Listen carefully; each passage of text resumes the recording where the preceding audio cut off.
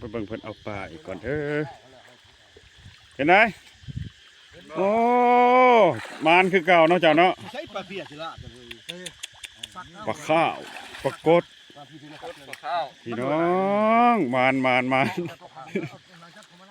อะไรเหรอมีสองตัว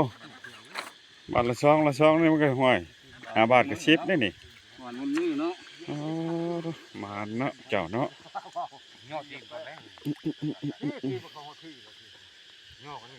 ปลาข้าวใหญ่ปลากดใหญ่เอาดอน เอาดอนมาน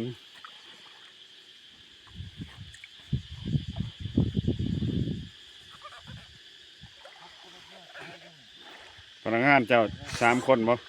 แม่นนี่จะทำงานบำนาญได้นี่แต่พวกอาวุโสแม่น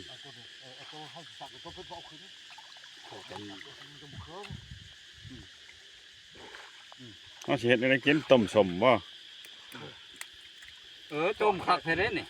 ปรากฏเนาะปรากฏนี่อ๋อต้มใส่มดแดงไข่มดแดงเด้อมาใส่เด้อไข่มดแดงมาใส่หางมดแดง